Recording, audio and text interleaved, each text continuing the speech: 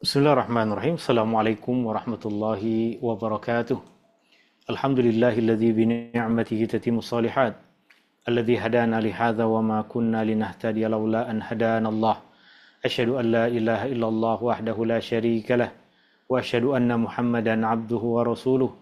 Allahumma shalli ala Muhammad wa ala ali Muhammad kama shallaita ala ali Ibrahim innaka Hamidum Majid.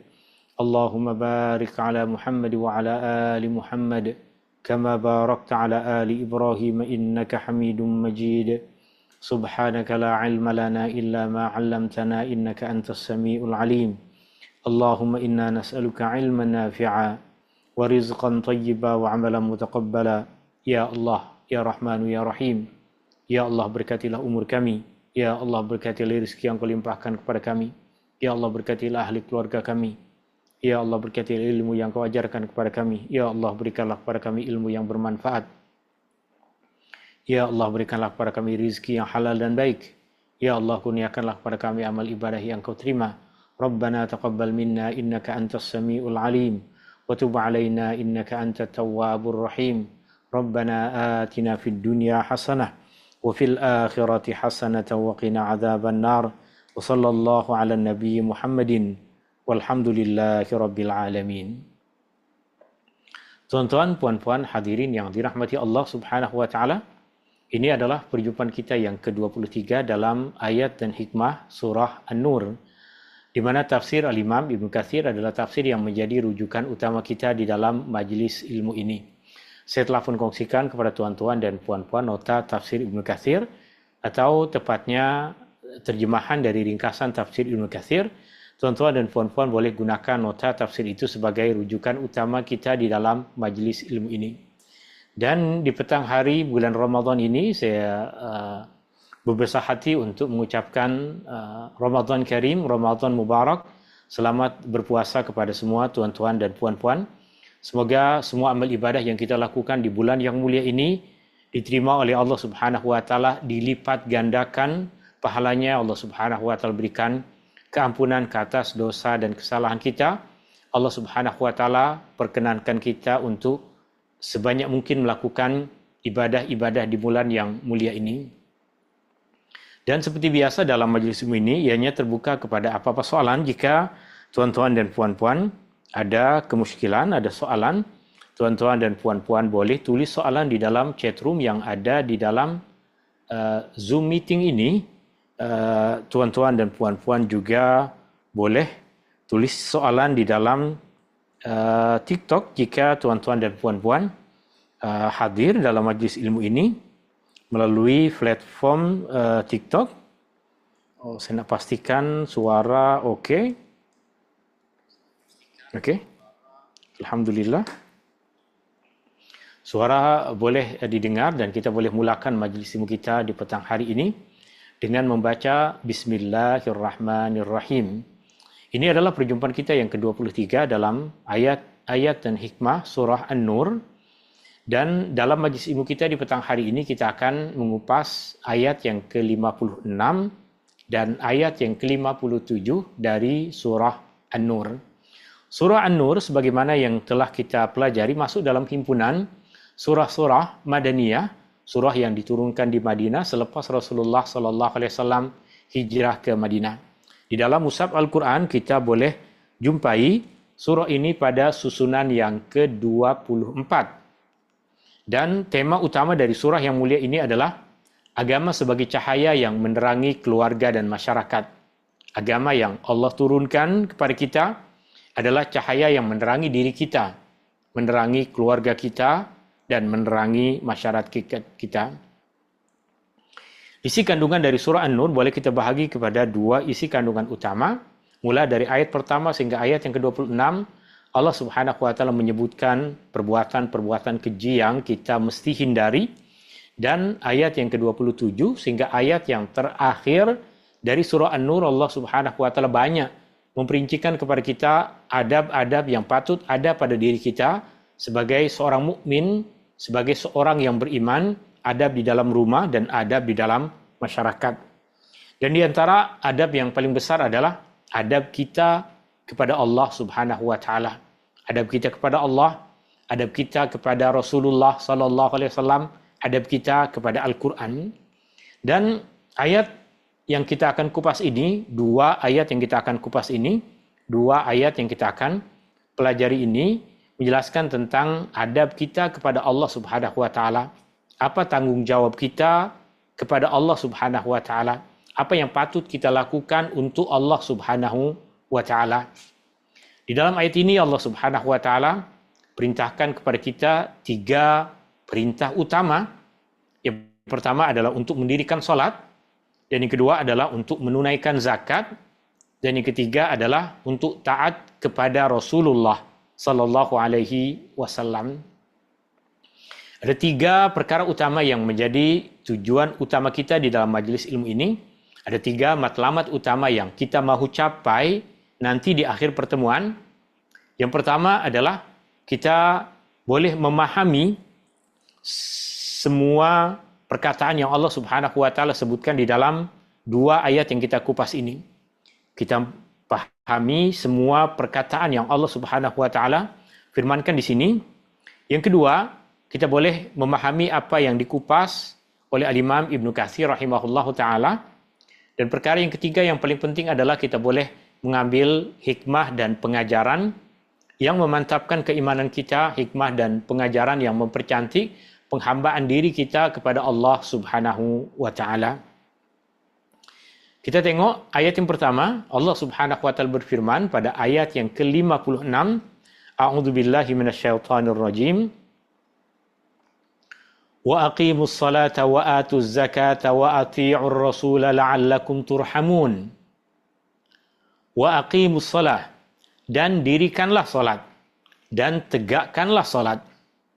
Perkataan wa bermaksud dan, perkataan aqimu bermaksud dirikanlah, tegakkanlah, luruskanlah. Aqimu bermaksud dirikanlah, tegakkanlah, luruskanlah. Tentunya perbezaan terjemahan ini bergantung kepada konteks di mana kita jumpai atau kita letakkan perkataan ini. Jika kita jumpai perkataan ini berkaitan dengan solat berjamaah, ketika imam mengatakan aqimus sufuf, aqimu, perkataan yang sama, aqimu as-sufuf atau aqimu sufufakum, maka ia bermaksud luruskanlah saf kamu. Aqimu, luruskanlah. Jika ia diletakkan dalam konteks solat seperti yang dalam ayat ini, maka selalunya kita terjemahkan dengan maksud dirikanlah atau tegakkanlah. Dirikanlah salat. Dan di akhir perkataan aqimu kita jumpai ada huruf wawu, atau yang kita nampak di sini adalah huruf wawu dan alif. Huruf wawu dan alif di akhir perkataan ini, ia berfungsi, ia menunjukkan bahwa perkataan itu digunakan untuk orang ramai. Aqimu, dirikanlah oleh kamu semua. Perintahnya bukan sahaja untuk Rasulullah sallallahu alaihi wasallam. Perintahnya bukan saja khusus bagi Rasulullah sallallahu alaihi wasallam, tapi perintahnya untuk kamu semua, orang-orang yang beriman. Maka Allah Subhanahu wa taala firmankan aqimu. Kemudian perkataan as-salah, aqimus salah. Perkataan as-salah makna asalnya adalah doa, tapi di dalam ayat ini tentunya ia adalah solat yang kita sebagai orang beriman tahu apa maksudnya. Sebagai orang yang beriman, sebagai orang Islam, ketika mendengar perkataan as-salah, ketika mendengar perkataan salat, kita tahu apa maksud dia. Ia adalah satu ibadah, satu bentuk penghambaan diri kepada Allah Subhanahu wa taala, satu ibadah yang khas, yang mana ibadah itu dimulakan dengan takbiratul ihram dan diakhiri dengan salam. Aqimus salah, dirikanlah salat, tegakkanlah salat. Di dalam Al-Quran selalunya kita akan jumpai perintah untuk salat dengan menggunakan perkataan aqimu, dirikanlah. Jika kita mahu ungkapkan dalam bahasa Arab perkataan yang bermaksud salatlah, maka perkataan yang kita akan ucapkan adalah sallu, bermaksud salatlah. Al-Quran memilih untuk menggunakan perkataan aqimu Kerana di sebalik perkataan yang bermaksud dirikanlah, tegakkanlah, terkandung nilai-nilai utama di dalam salat. Allah Subhanahu wa taala bukan sahaja perintahkan kita untuk melakukan pergerakan-pergerakan yang kosong. Allah Subhanahu wa taala mahu agar kita tegakkan salat itu, dirikan salat itu, buat dengan betul. Allah Subhanahu wa taala mahu agar kita sempurnakan syarat-syaratnya. Allah Subhanahu wa taala mahu agar kita tunaikan rukun-rukunnya. Allah mahu agar kita percantik solat itu dengan amalan sunnah yang mempercantiknya. Maka Allah Subhanahu wa taala bukan sahaja suruh kita untuk solat, tapi Allah Subhanahu wa taala suruh kita untuk mendirikan solat, suruh kita untuk menegakkan solat. Aqimus shalah. Dirikanlah solat, tegakkanlah solat. Tentunya, solat yang paling utama adalah solat fardu 5 waktu. Solat fardu 5 waktu. Solat zuhur, asar, maghrib, isya, subuh. Zuhur, asar, maghrib, isya, subuh. Susunan solat seperti ini. Zuhur, asar, maghrib, isya, subuh. Kenapa susunan solat? Zuhur, asar, maghrib, isya, subuh, bukan subuh, zuhur, asar, maghrib, isya. Susunan salat yang tepat adalah zuhur, asar, maghrib, isya, subuh. Jika kita merujuk kepada salat pertama, salat fardu pertama yang dilakukan oleh Rasulullah sallallahu alaihi wasallam. Setelah Rasulullah sallallahu alaihi wasallam kembali dari perjalanan Isra dan Mi'raj, selepas Rasulullah sallallahu alaihi wasallam mendapatkan perintah untuk melakukan solat fardu 5 waktu, solat pertama yang diperintahkan untuk ditunaikan adalah solat zuhur. Maka di dalam sejarah, solat zuhur dinamakan sebagai as-salatul ula atau solatul zuhri al-ula, solat yang pertama atau solat zuhur yang pertama, kerana ia adalah solat fardu pertama yang ditunaikan oleh Rasulullah sallallahu alaihi wasallam selepas Rasulullah sallallahu alaihi wasallam kembali dari perjalanan Isra dan Mi'raj. Wa aqimus shalah, dirikanlah solat. Sama ada ia adalah solat yang fardu atau solat yang sunnah. Tentunya di bulan yang mulia ini, di bulan Ramadan ini, kita digalakkan untuk memperbanyak solat-solat sunnah. Di antara solat sunnah yang digalakkan oleh Rasulullah sallallahu alaihi wasallam untuk kita tunaikan di bulan yang mulia ini adalah qiyamul Ramadan, solat malam di bulan Ramadan. Solat malam di bulan Ramadan, di mana Rasulullah sallallahu alaihi wasallam dalam hadis sahih yang selalu kita dengar, Rasulullah sallallahu alaihi wasallam bersabda, "Man qama Ramadhana imanan wa ihtisaban ghufira lahu ma taqaddama min dhanbihi." Qiyam Ramadan, man qama Ramadhana, sesiapa yang solat malam di bulan Ramadan, imanan kerana keimanan, wahtisaban dan mengharapkan hisab balasan dari Allah Subhanahu wa taala, ghufira lahu ma taqaddama min dhanbihi, diampuni baginya dosa-dosanya yang telah lalu. Solat malam di bulan Ramadan adalah solat sunnah yang sangat digalakkan, dan umat Islam ada keluasan, ada kelapangan, ada kebebasan untuk memilih bagaimana mereka mendirikan solat malam di bulan Ramadan. Ada yang mendirikan solat malam di bulan Ramadan dengan cara melaksanakan solat tarawih, yaitu menunaikan solat sunnah berjamaah selepas solat isya di masjid-masjid, di surau-surau, ditunaikan secara berjamaah di awal waktu malam selepas menunaikan solat fardu isya. Ini lazim kita kenal sebagai solat tarawih. Kita juga boleh memilih untuk solat di akhir malam, di pertengahan malam, ataupun di akhir malam. Kita boleh solat secara sendiri-sendiri, kita boleh solat secara berjamaah. Semua amalan itu telah pun dicontohkan oleh Rasulullah sallallahu alaihi wasallam telah pun diamalkan oleh para sahabat Nabi sallallahu alaihi wasallam. Rasulullah sallallahu alaihi wasallam salat malam di bulan Ramadan sendiri-sendiri. Rasulullah sallallahu alaihi wasallam dan para sahabat pernah salat malam di bulan Ramadan secara berjamaah. Artinya kita ada kelapangan, kita ada keluasan untuk memilih mana yang sesuai dengan keadaan kita. Yang penting adalah wa aqimus shalah, dan dirikanlah salat. Salat adalah ibadah yang paling kuat yang menjadi penghubung antara seorang hamba dengan Tuhannya. Di dalam salat ada sujud. Sujud keadaan yang paling hampir antara seorang hamba dengan Tuhannya. Maka di dalam ayat ini Allah Subhanahu wa taala menghimpunkan antara perkara yang menjadi hubungan antara seorang hamba dengan Tuhannya dalam firman-Nya, wa aqimus shalah, dan dirikanlah salat. Kemudian Allah Subhanahu wa taala sebutkan satu ibadah yang lain yang melambangkan hubungan antara sesama manusia. Wa atuz zakah, dan berikanlah zakat dan tunaikanlah zakat. Wa atuz zakah.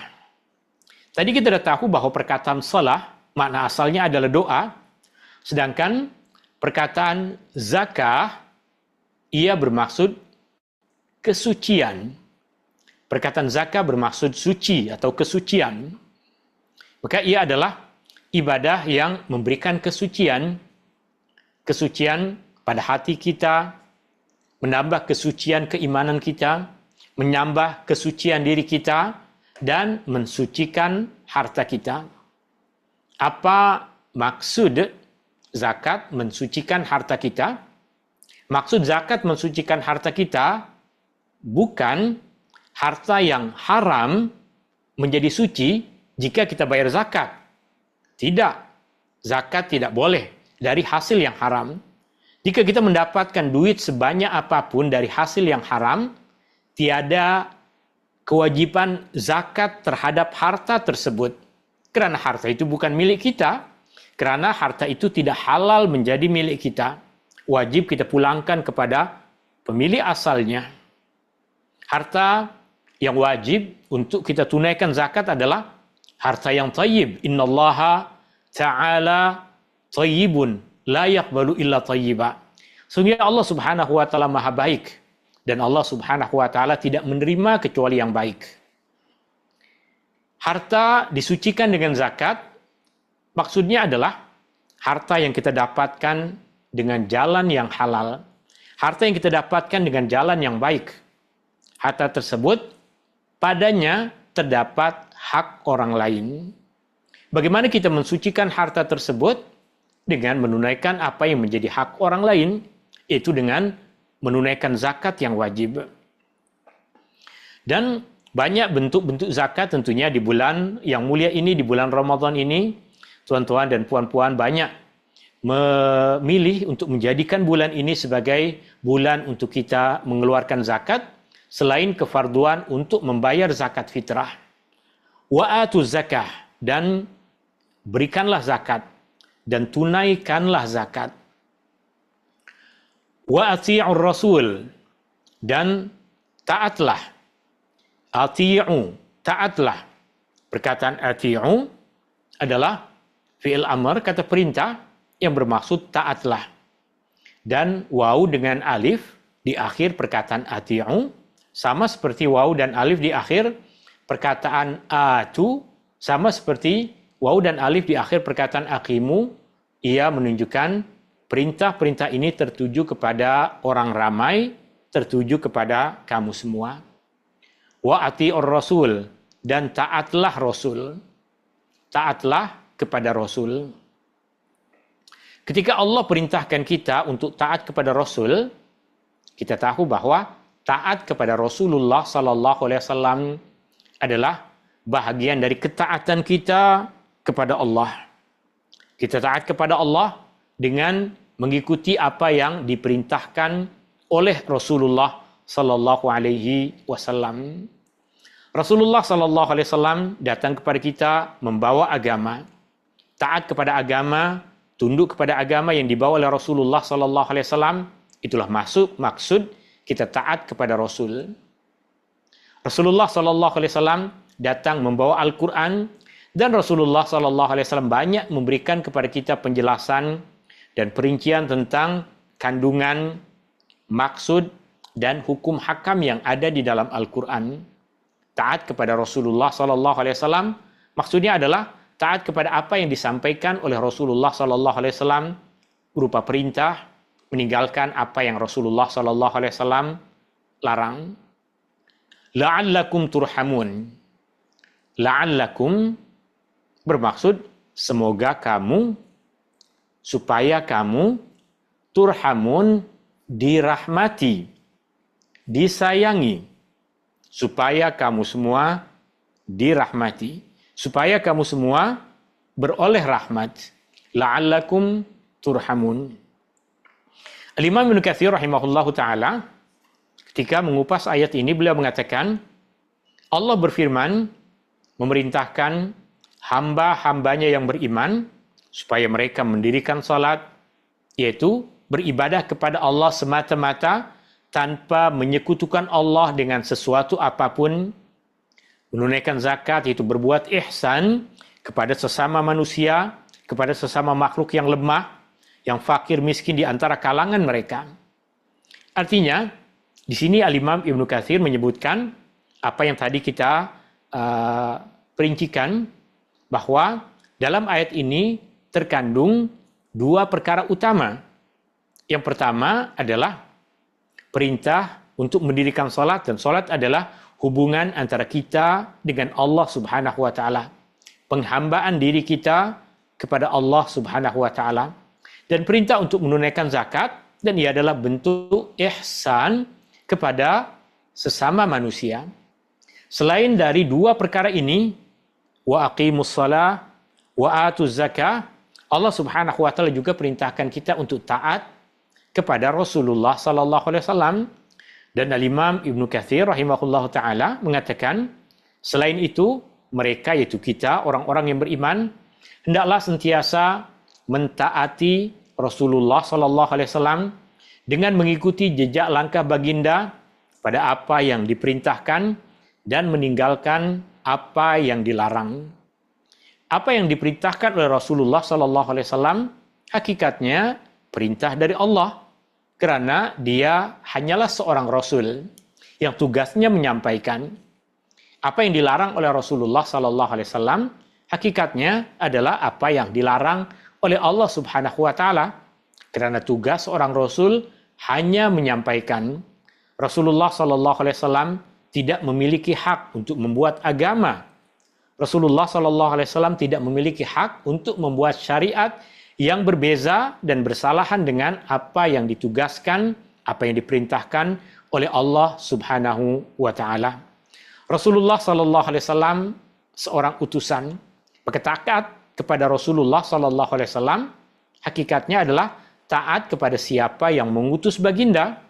Taat kepada Rasulullah sallallahu alaihi wasallam hakikatnya adalah kita taat kepada Allah. Tapi di sini perlu kita ketahui bahwa apa yang diperintahkan oleh Rasulullah sallallahu alaihi wasallam tidak semua perkara yang wajib. Artinya Rasulullah sallallahu alaihi wasallam memerintahkan kita untuk melakukan sesuatu. Terkadang apa yang diperintahkan oleh Rasulullah sallallahu alaihi wasallam adalah perintah yang wajib. Terkadang apa yang diperintahkan oleh Rasulullah sallallahu alaihi wasallam adalah amalan-amalan yang sunnah yang sangat digalakkan untuk kita lakukan.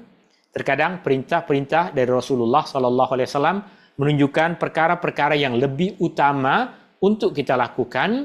Tentunya karena ada pembahasan-pembahasan seperti itulah kenapa para ulama kemudian menyusun kitab-kitab yang menjelaskan tentang hukum hakam. Karena tidak semua perintah dalam Al-Quran menunjukkan ia perkara yang wajib. Tidak semua perintah yang disampaikan oleh Rasulullah sallallahu alaihi wasallam menunjukkan perkara yang wajib. Ada tanda-tanda, ada bukti-bukti tertentu, ada dalil-dalil tertentu yang menunjukkan bahwa perkara tertentu adalah wajib dan perkara yang lain tidak wajib. Kemudian Al-Imam Ibnu Katsir berkaitan dengan akhir ayat ini, di mana Allah Subhanahu wa taala berfirman, la'allakum turhamun. Imam Ibnu Katsir rahimahullah taala mengatakan, semoga Allah merahmati mereka, semoga Allah merahmati kita semua, orang-orang yang beriman, yang mendirikan salat, yang menunaikan zakat, merahmati mereka dengan perbuatan tersebut. Kerana kita bersyukur kepada Allah Subhanahu wa taala, Allah mudahkan kita, Allah pilihkan kita untuk jadi orang yang mudah untuk mendirikan salat. Sesungguhnya tidak diragukan bahawa sesiapa yang melakukan perkara ini, Allah mesti akan merahmatinya. Sudah mesti Allah merahmatinya kerana perintah yang sama Allah Subhanahu wa taala sebutkan di dalam ayat-ayat yang lain, dan Allah Subhanahu wa taala menegaskan bahawa mereka mesti mendapatkan rahmat dari Allah. Seperti dalam ayat yang dikongsikan oleh Imam Ibnu Katsir, ayat surah At-Taubah ayat 71, di mana Allah Subhanahu wa taala berfirman, ulaika sayarhamuhumullah. Mereka itu akan diberi rahmat oleh Allah. Mereka itu Allah akan merahmati mereka. Siapakah mereka itu yang disebutkan di dalam surah At-Taubah ayat 71 ini? Jika kita tengok, jika tuan-tuan dan puan-puan buka mushaf Al-Quran, buka tengok pada surah At-Taubah, dan surah At-Taubah adalah surah 9. Kita tengok surah 9, buka pada ayat 71. Ya, boleh tuan-tuan dan puan-puan jumpai pada muka surat 197 dalam mushaf Al-Quran yang ada pada tuan-tuan dan puan-puan. Ayat 71 dari surah Taubah boleh dijumpai pada muka surat 197, di mana di dalam ayat ini Allah Subhanahu wa taala berfirman, 198 surah At-Taubah ayat 71 ada pada muka surat 198. Di sini Allah Subhanahu wa taala berfirman, wal mu'minuna wal mu'minat, orang-orang beriman, lelaki dan perempuan, ba'duhum awliya'u ba'd, sebahagian dari mereka adalah penolong kepada sebahagian yang lain. Ya'muruna bil ma'ruf, mereka menyuruh untuk melakukan perbuatan yang baik. Wa yanhauna 'anil munkar, dan mereka menghalang daripada melakukan perbuatan yang mungkar.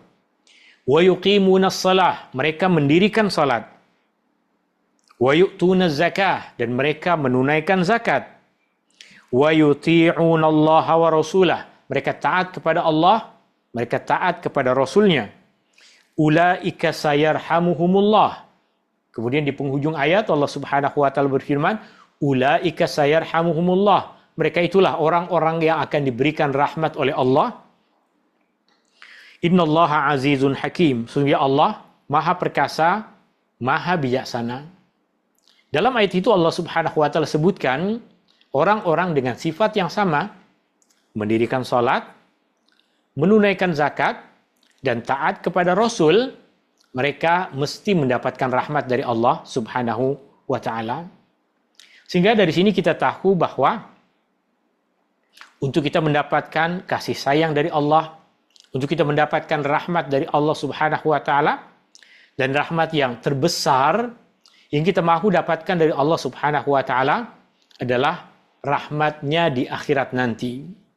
Rahmat Allah di dunia pun dah besar sangat kita rasakan, tapi kita masih berharap kepada Allah Subhanahu wa taala, dan kita bersangka baik kepada Allah Subhanahu wa taala, Dia akan memberikan kurnia yang besar, rahmat yang besarnya kepada kita di akhirat nanti.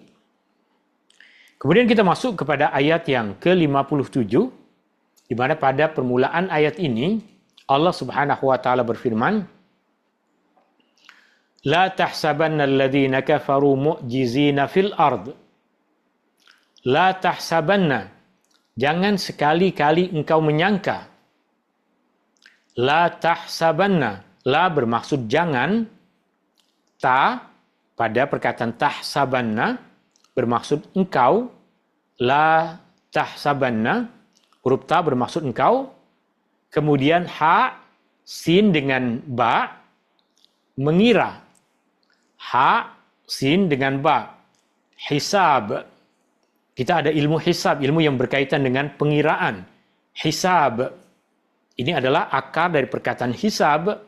Akar ha, sin dengan ba. Hisab. Jangan kamu mengira. Jangan kamu menyangka. Kemudian ada huruf nun dengan tasydid di akhir perkataan tahsabanna. Tahsaban.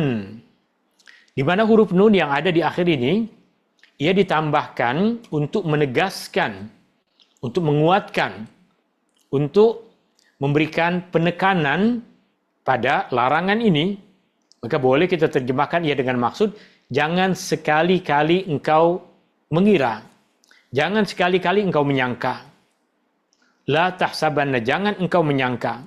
Jangan sekali-kali engkau menyangka. Jangan sekali-kali engkau mengira. Alladzina kafaru, orang-orang yang kafir, orang-orang yang ingkar.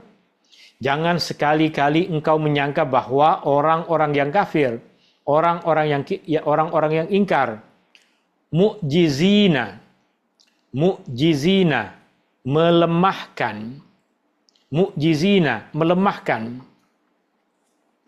Perkataan mu'jizin, akhir ya dengan nun di akhir perkataan mu'jizin tertuju kepada orang ramai. Artinya karena yang disebutkan adalah orang-orang kafir, maka perkataan mu'jizin ditambahkan ya dengan nun. Jika kita buang perkataan ya dengan nun, jika kita buang ya dengan nun di akhir perkataan ini, maka yang tersisa adalah perkataan mu'jiz. Mu'jiz.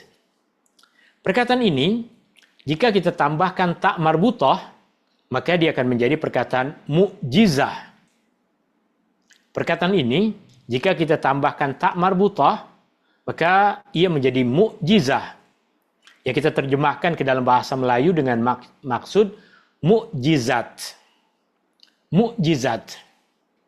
Mu'jizat, jika kita kaitkan dengan Nabi, jika kita kaitkan dengan Rasul, maksud dari mu'jizat adalah perkara yang luar biasa. Perkara yang luar biasa. Yang menjadi bukti kebenaran Nabi dan Rasul.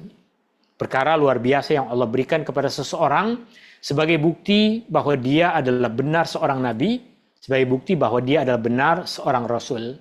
Itu mukjizat. Tapi di sini adalah perkataan mukjiz atau mukjizin. Adakah ia kita terjemahkan, boleh kita terjemahkan dengan maksud yang sama dengan perkataan mukjizat? Tentu tidak. Tapi ia berasal dari perkataan yang sama, berasal dari akar perkataan yang sama, yang bermaksud melemahkan. Mukjiz bermaksud melemahkan. Kenapa mukjizat kita tidak terjemahkan dengan maksud melemahkan? Ya, makna asal dari mukjizat adalah melemahkan. Apa kaitan antara mukjizat dengan melemahkan? Maksudnya adalah Allah Subhanahu wa taala berikan bukti yang kuat kepada para nabi dan rasul. Bukti yang menyebabkan semua manusia lemah untuk melakukan sesuatu yang sama dengan apa yang Allah Subhanahu wa taala jadikan sebagai mukjizat nabi dan rasul. Allah Subhanahu wa taala berikan mukjizat kepada Nabi Musa untuk membelah lautan. Adakah Firaun dan para pengikutnya dan ahli-ahli sihirnya mampu untuk melakukan perkara itu? Jawabannya adalah lemah. Mereka tak mampu.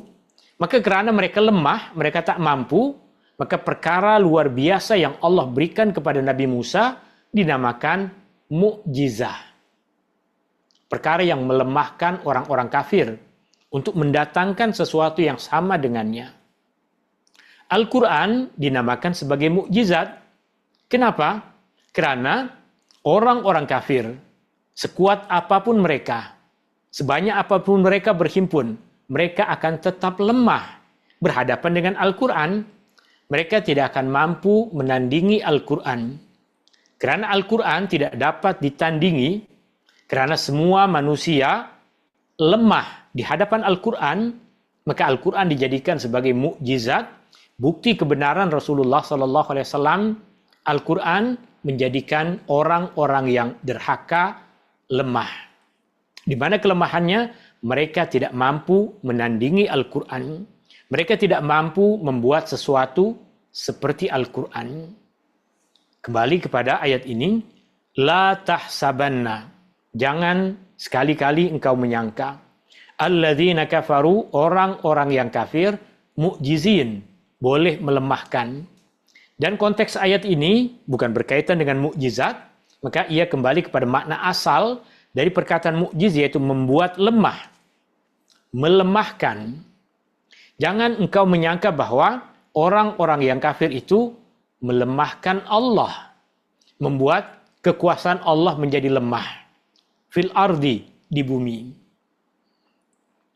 Tuan-tuan, puan-puan yang dirahmati Allah Subhanahu wa Ta'ala, sejak dahulu sehingga sekarang, orang-orang kafir, orang-orang yang derhaka kepada Allah, orang-orang yang zalim menunjukkan kezaliman mereka.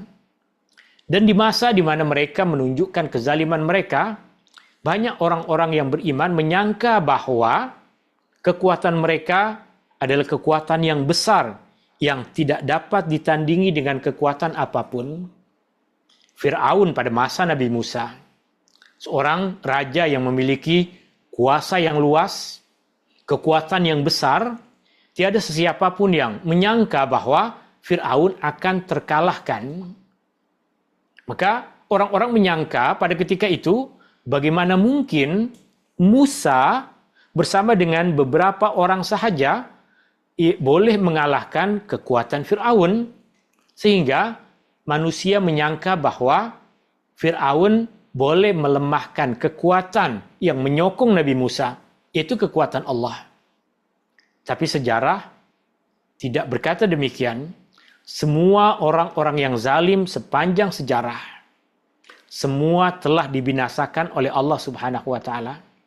Dan semua kita yakin akan mendapatkan balasan yang layak dari Allah Subhanahu wa Ta'ala. Sehingga orang-orang yang zalim sekarang, orang-orang yang memerangi saudara kita, orang-orang yang menzalimi saudara-saudara kita di Palestina misalnya, mereka mesti akan mendapatkan balasan mereka. La tahsabanna alladzina kafaru mu'jizina fil ard.